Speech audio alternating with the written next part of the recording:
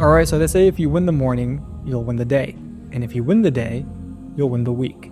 And if you win the week, you'll win the month. And if you go ahead and win the month, then you can go ahead and eventually win the year. Essentially emphasizing the importance of small wins that compound into bigger wins. So yes, this video is going to be how to set your week up for success, but before we dive into that, I want to talk about where my mind has been at with this channel, or just where have I been. So alhamdulillah, I started the channel back in 2020. I started off with just doing Quran recitations, and I made some vlogs here and there, just sharing my experience as a teenager who's figuring out life. And if I'm being completely honest, I didn't really make any videos that helped anyone. I feel like, yes, the videos, they were helpful, but they didn't have any real value like the one that I have for you today. The content was good and I enjoyed making it, but I really had to reflect and ask myself, where do I want to take this channel? And more importantly, just what kind of man did I want to become? So after a lot of reflection, I made the decision that I don't want to be that guy that makes meaningless content online. And so from now on, you guys are going to be seeing a more how-to approach or educational style on how I make videos on this channel. Because what I really care about is winning in this life and in the next. And I really want to see you guys as well winning in this life and the next too. I want to be the guy where you can come here and you can learn something new. Things that I've learned in my life and that you can apply in yours as well. And I want you to come here and watch these videos and feel inspired to take action in your life and feel like you want to get the ball rolling. So moving forward, these videos are probably going to get less entertaining and less like crazy. And I know that my viewership will probably drop because that's not how I built this channel. But I also know that's okay, because those of you that do stay, you're going to get something from these videos every single week. And that is what makes me happy. Alright, so last week I turned 24. It's officially uncle status. So last week I turned 24. And now I think I'm at that stage in life where I can look back and I can reminisce on the things that I did correctly and the things that I did incorrectly. And amongst the things that I've done correctly in my early 20s, like leaving my hometown, like having a healthy marriage, or pursuing my purpose of impacting other Muslims online, there's been a ton of trial and error. And I think it's safe to say that I failed pretty miserably in my early 20s, especially when it comes to my productivity and in my business. Because what I learned is business is the fastest way for one to improve themselves, but productivity is the backbone of business. So if you want to be successful in both your deen and in your dunya, you have to fix your schedule, you have to fix your mindset, and you have to learn to think, to detach from this world and the materialistic things. And don't get me wrong, I want you guys to live the most lavish lifestyle that you can. You know, there's examples like Prophet Sulaiman alayhi salam, who was a king, and other Sahaba like Abdurrahman radiallahu anhu or Uthman ibn Affan radiallahu anhu, who were just really wealthy Sahaba. But the reason why they're extremely wealthy is because they didn't chase the worldly success as their main priority and goal in this life. They did it through the obedience and remembrance of Allah subhanahu wa ta'ala. So I want you to have everything in this life, and that isn't the goal. The goal in whatever you do should always be to get closer to your faith and to your creator. Why? Because Allah is the one that owns everything. And if you're close to Him, then He'll grant you more than you can imagine. So anyway, now that we know what needs to be worked on, the question is how. So you came to this video because you're probably in your 20s as well, living a miserable life, and you want to turn it around. So that's why by the end of this video, you guys are going to have the 7-point system of what I did a year ago on how I set my week up for success.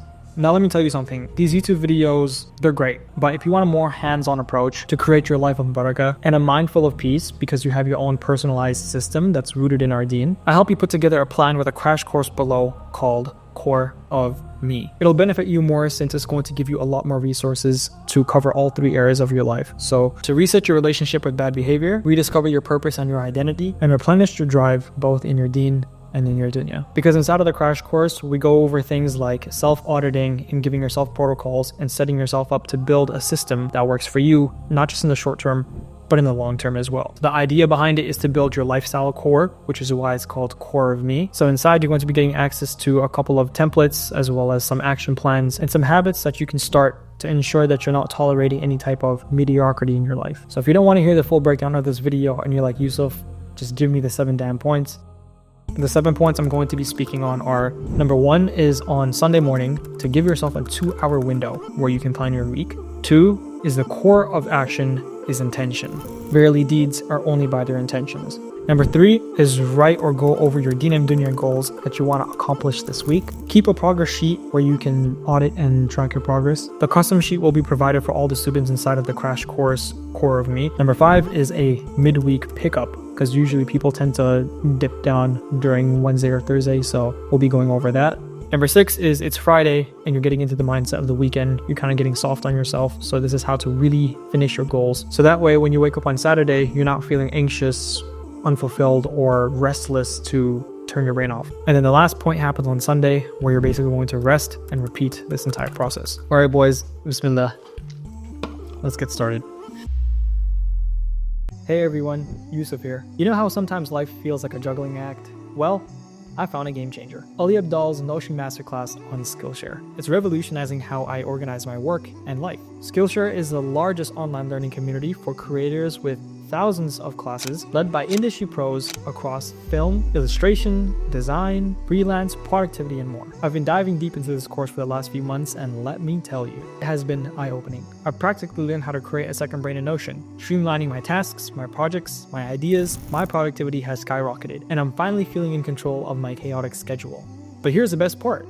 You too can experience this same transformation. Whether you're a student, professional, or just someone who's looking to get their life in order, this course has something for you. You'll learn how to build a personalized productivity system that actually works. Ready to level up your organization game? Head over to Skillshare now and start Ali Abdal's Notion Masterclass. Use my link in the description for a free trial. Trust me, your future, more organized self will thank you. Let's make chaos a thing of the past. So the saying, if you don't have a plan, that is planning to fail. In this case, that's exactly what's going to happen. If you don't have a plan in the beginning of your week, you're just setting yourself up for failure. Time and time again, I would be sitting with myself on a Sunday night, not knowing how the week is going to look or not knowing what the heck I need to get done. And then Monday comes around, Tuesday comes around, Wednesday comes around, and I'll have deadlines that I didn't even anticipate or think of. So going back to the hadith, verily, deeds are only by their intentions. It couldn't be more true. So, Sundays, usually I call it like a pre-Monday. And the reason why I call it a pre-Monday is because it's the day where I start to think about the new week and I start to plan. So what I will do is I'll sit down with myself and I will open up my notebook or, my Notion, and I'll list out my intention for the week. How do I want to approach the week? How do I want this to unfold? What are the tasks and the priorities? What projects I'm working on? Just preparing myself to get into the flow of Monday. And then I ask Allah subhanahu wa ta'ala to put barakah in my life and to allow me to accomplish all of my goals by the end of the week. If you're working on a big project, then I'm sure there's touch points inside of the project that you need to make sure that you hit, so you can go over those. Or if you're working on an assignment, or if you're still in school, then you can plan out your lessons or look at the material that you're going to be learning in your classes this week. But set your intention and write down the things that need to get done that are absolute non-negotiables. Make sure you include both your deen and your dunya goals. And this is honestly have been a game changer for me, because I used to be so fixated in my early 20s on like the dunya, and I was completely neglecting my deen. If you guys have watched my last video titled My Story, then you'd know that in my early 20s I struggled a lot when I moved out of my parents' house. And I don't have to go into detail. If you guys want to watch that video, then I'll link it down below. But yeah, in the beginning of my 20s when I first moved out, life was pretty miserable because I just planned out my dunya stuff. I completely just isolated my deen. So write down some goals. For me personally, one of my goals that I always write down is I need to read Surah Waqiyah, Surah Sajda, and Surah Yasin every single day before I go to bed. Why? Because they say that Surah Yasin is the heart of the Quran, and if you read it, then your day has barakah in going to accomplish all the things, inshallah, that you set out to do. And then Surah Mulk is there for the protection of the grave, and Surah Waqiyah is there to increase your sustenance and, to have more barakah inside of your sustenance. So have that down. And right now I'm currently running a Muslim version of 75 hard, where essentially I'm working out twice a day for 45 minutes, one indoor, one outdoor. I'm drinking a gallon of water a day. I'm reading 10 pages of a book and taking a progress picture, as well as staying on a diet.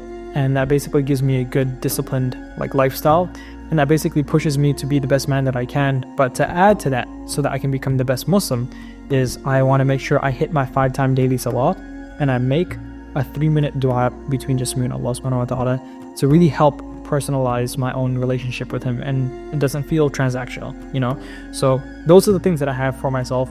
Some of the goals now for my dunya is, getting YouTube video up, checking in with my team, building out operations, making sure that our launches and our sequences and everything is going according to plan, and making sure that I'm spending time with my wife and my family. But alhamdulillah, the turning point in all of this and the game changer that's going to really help you stay on track is having a progress sheet. Because you can plan, but But if you're not tracking your progress, then you don't know if you're going forward or backward. So find something that you can have where you can keep track of the progress that you're doing throughout the week and making sure you're hitting all of your deadlines. Because both of your goals in your deen and in your dunya, it's absolutely key to understand where you fall short or where you need to make tawbah. Now, around this time, it's going to be the middle of the week, and this is where you're probably going to start to feel a dip of motivation. So typically the way that you can curb something like this is to give yourself a little bit of a breather, to let your hair down a little bit. Not too much. What I'm trying to say here is give yourself an hour or two of relaxation, kind of let your hair down. Give yourself a little mini treat, maybe watch some Netflix. And then you can go ahead and return back to your work more refreshed and feeling better. Go grab dinner with a friend or something like that, and then you can come back to your work and finish up your tasks and your projects. Usually in the middle of the week, you can gauge whether or not you're going to have a successful week or not, because if your Monday and your Tuesday are already failed, then the rest of the week is going to be extremely hard for you to catch up. But Wednesday is kind of like a good judgmental point for you to look back at Monday and Tuesday and ask yourself, did I lock in? Have I already started my projects? Am I getting things done? Like today, I'm filming this. This is today, Monday or Tuesday? Yeah, today's Tuesday, and I'm filming this video. Alhamdulillah, it's going to go live before the weekend goes out. So I already know that this week is going to be a win because I planned this on a Sunday. So I'm going to ship this off to my editing team. They're going to take care of it, and inshallah, it's going to be uploaded by the weekend.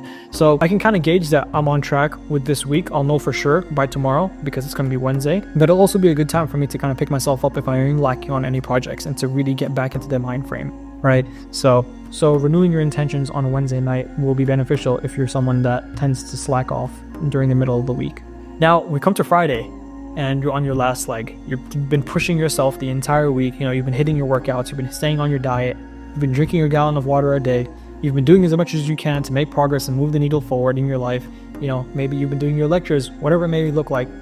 You're on your last leg. You made your intentions on a Wednesday night and now you're finally blowing past all those obstacles.